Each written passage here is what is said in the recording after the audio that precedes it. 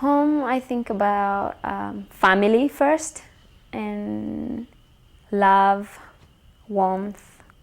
Serenity, peace. Togetherness, unity. Coziness, hearth. Peace. God. Anywhere God is, I think I'm gonna be at home. I dream about houses all the time. All my dreams take place inside a house, it's the Jungian archetype for the person, right? So Carl Jung had this idea that when you dreamt of a structure, you were dreaming about human consciousness. I just tend to think of a home as an extension of your person. That's why they're important. And also that family takes place inside these structures. The families that we build, that we create, the life that we lead takes place inside a space.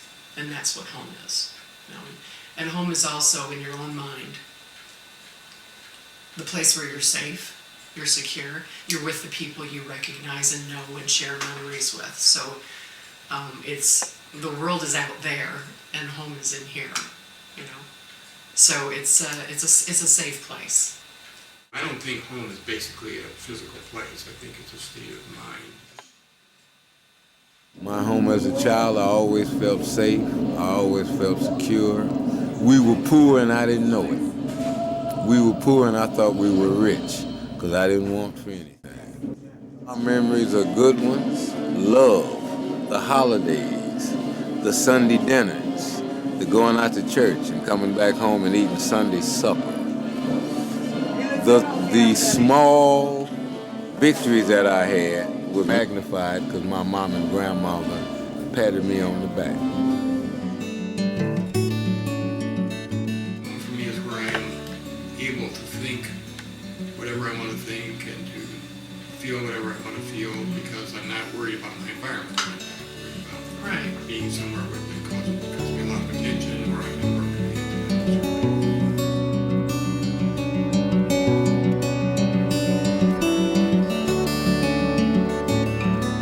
I left home when I was 17. I was running away from my mom and my dad.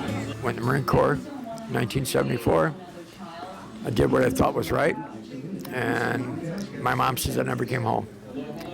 And why am I homeless? Because it's safer for me to be in the woods to live around these people. When I go to my tent every night, I'm at home. I mean, I stay at the mission when I have to, but the weather's breaking right now, and I'm getting ready to go back to my tent, and it's a ways from here, and I keep it that way. I don't take anybody to my spot. I have a campfire every night. I cook. I barbecue. I have a really good life. I mean, I might not have any money in my pocket. Well, I've got money in my pocket, but life is good,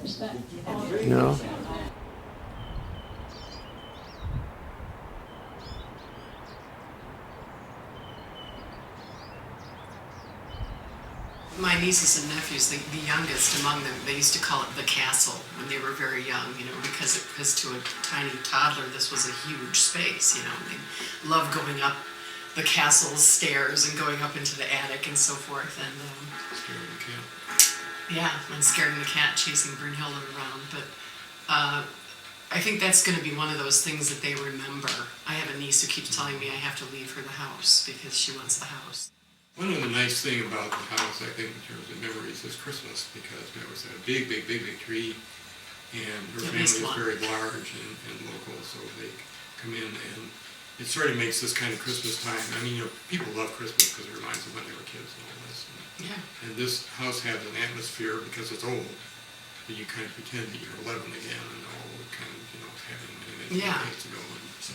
And this home was built in 1896, and even though we're constantly chasing after it, in terms of there's always a project, there's always something to work on, structurally, once you've taken care of the major structural issues, it's just a matter of upkeep. There's something about the material in a house, particularly an older home, since it's very organic, even plaster had horsehair in it, there's quality to an older home.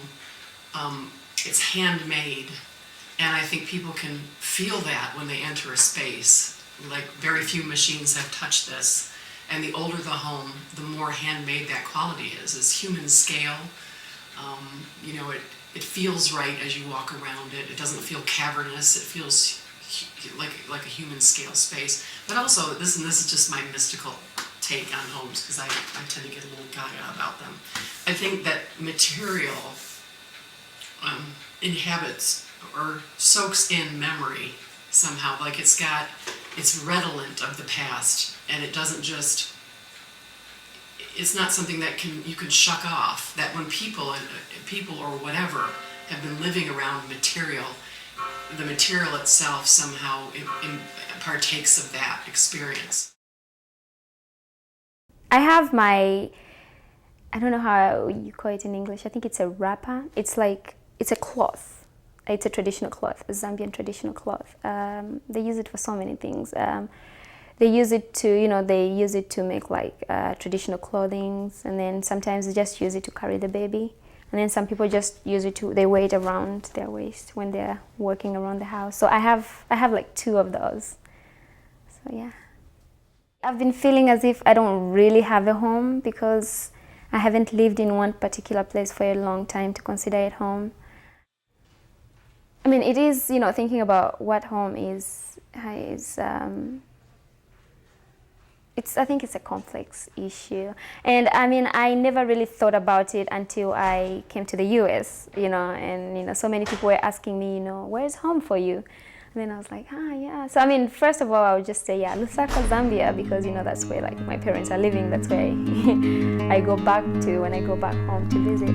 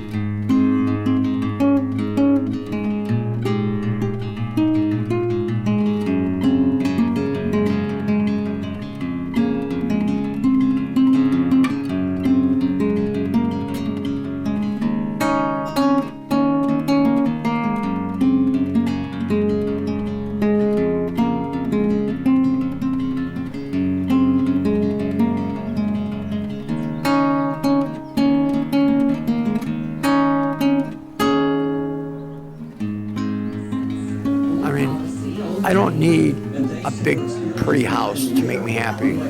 I don't need a car in the garage.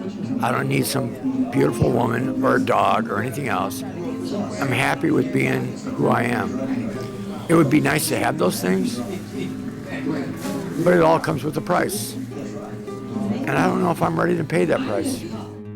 There's something about grounding yourself in place, in a space. It's rather like marriage in the sense that you can never really know a place unless you spend a lot of time there, in the same way that you can never really know another human being unless you invest that much of yourself into it and say, this is what I'm committed to, this and none other. And you do the same thing with a house. You say, okay, I'm moving in with all my stuff, and this is where I'm staying.